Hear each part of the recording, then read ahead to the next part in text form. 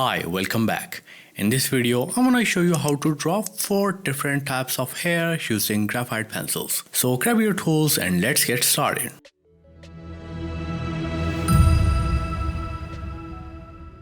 So these are the art supplies I'm going to use for these drawings, and you can pause the video right here to note them down. I'm using this A3 size paper from my ordinary drawing paper pad.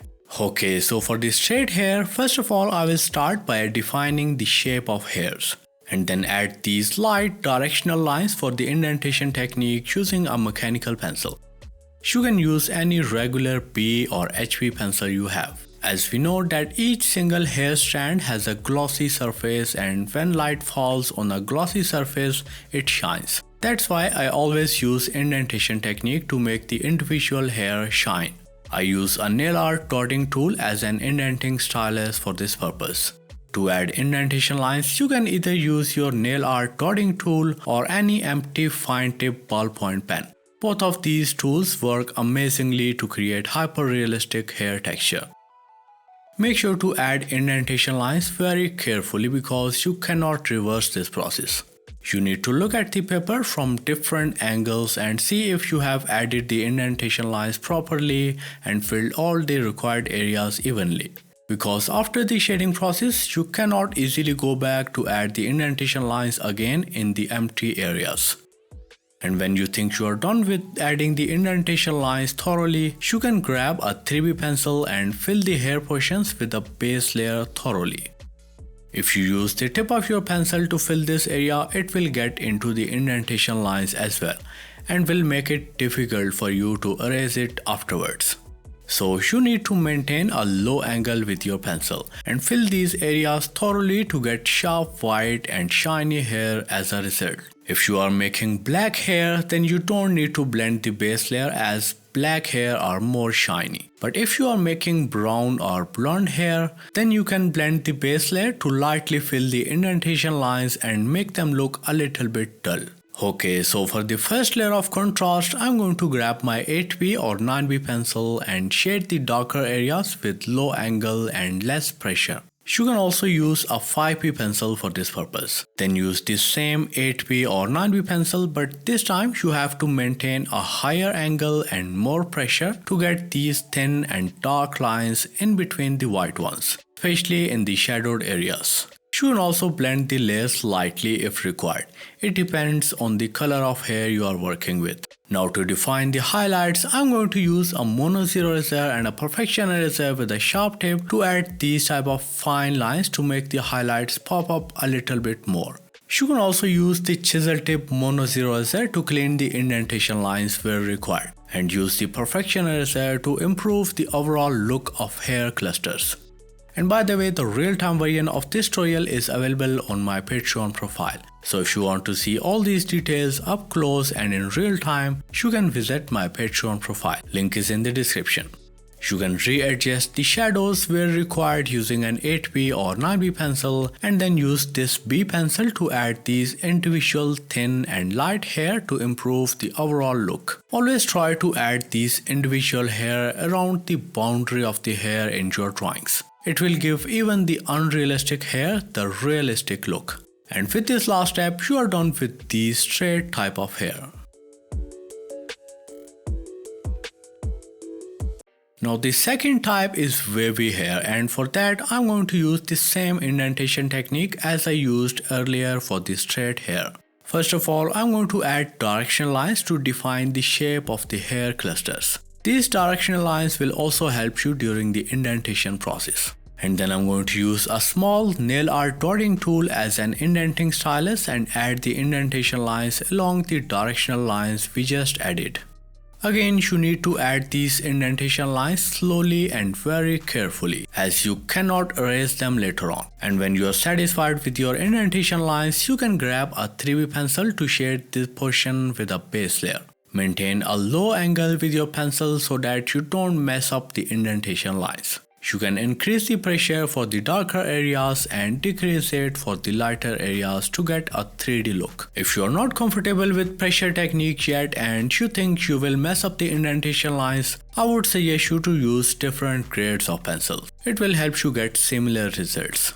Use your mono zero eraser to correct any mistakes or lighten the shades where required. Now for the contrast, you can use an 8B or 9B pencil to fill the darker areas to create depth in the hair and blend it with a dry brush if required. Again, it depends on the color of hair you are working with. To get the sharp highlights and to clear up some of the indentation lines in between, I'm going to use this chisel tip mono zero eraser and add these type of fine lines over the indentation lines to erase the extra shades from them. It will help you get more defined highlights. Now for the individual hair, I'm going to use a mechanical pencil and add these small, thin and slightly curved lines. You can also use your HB or B pencil to draw these individual hair, but make sure to keep the tip of your pencil sharp at all times. I just like to use my mechanical pencil for these type of tasks because you don't have to sharpen it again and again. And with this last step, you are done with the second wavy type of hair. Now for the curly hair texture, I'm going to use the shading and erasing process. So for that, I'm going to use a 3B pencil to draw the shape of the hair first. And when you are satisfied with the shape of the hair you want to work on, you can use the same 3B pencil with a pressure technique and lower angle to further darken these lines. You can also use higher grade pencils if you are not comfortable with the pressure technique yet. Now for the contrast, I'm going to use an 8B or 9B pencil to add depth to these thin clusters of hair and to make them look separate from each other. You can also blend these layers lightly with a dry brush if needed. For the highlights, I'm going to grab a mono zero eraser with a sharp tip and add these curved and faded lines. I'm adding these shadows and highlights back and forth with an 8B or 9B pencil, perfection eraser and mono zero eraser to get the desired results. Curly hair are somehow difficult to draw as they have this helix shape. So it has shadows in the inner portion of the helix and highlights in the outer portion. Never hesitate to go back and forth while shading and highlighting until you are satisfied with the results. You can also use your mono zero eraser to blend these sharp white highlights in these clusters in the darker areas. For that, you can add thin and sharp lines with a chisel tip mono zero eraser in between the barrier of the highlighted and darker areas. You can also use mono zero eraser with a sharp tip to add these individual thin hair around these clusters of hair and in the upper darker portions of the curls. Whenever we have to add thin individual hair in the darker areas, we use mono zero eraser with a sharp tip. But make sure to keep your mono zero eraser clean and sharp at all times during this entire erasing process. You can rub it on a rough and textured surface like this to clean the tip and get sharp corners for thin lines and highlights. And for the white areas, we can use lighter grade pencils like B or 3B with a sharp tip to draw these individual black hair. Similarly, you also have to keep the pencils sharp at all times whenever you are adding these darker individual hair. And with this last step, we are done with this third type, which is curly hair.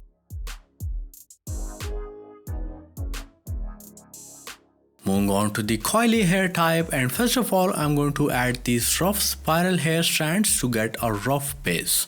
I'm using my 5B pencil with a lighter pressure for this purpose. And when you're done with the first layer, start adding the second layer of same spiral hair strands but with higher pressure on the pencil. Notice that for this type of hair, I'm keeping my pencil at a low angle to get these type of soft yet defined hair strands. The spacing between the hair strands on the upper portion will be less as compared to the ends or the lower portion of the hair. Keep on adding the hair strands till you get the desired base to work with later on.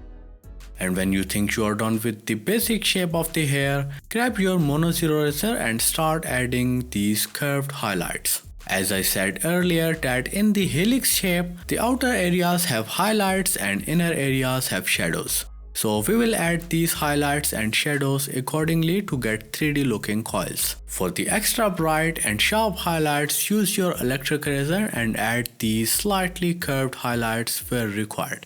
And then grab your 8B or 9B pencil and add this final layer of contrast on these hair strands to create more depth and a 3D look. Add these individual thin hair in a slightly circular scribbling motion using a mechanical pencil. And in the end, carefully add these type of sharp highlights and individual thin hair using cherry roll pen. You can tone down these cherry roll highlights using a brush or a 3B pencil later on. And with this final step, we are done with this fourth coily hair type. It takes so much time and efforts to create this tutorial, so please leave a like if you enjoyed this one. It helps me a lot as an artist. So if you want to get the real-time tutorial of this drawing, you can visit my Patreon profile. And if you want to learn the basics of drawing first, you can join my course on Udemy. All the links are in the description down below. So thank you so much for watching, and I'll see you in the next one.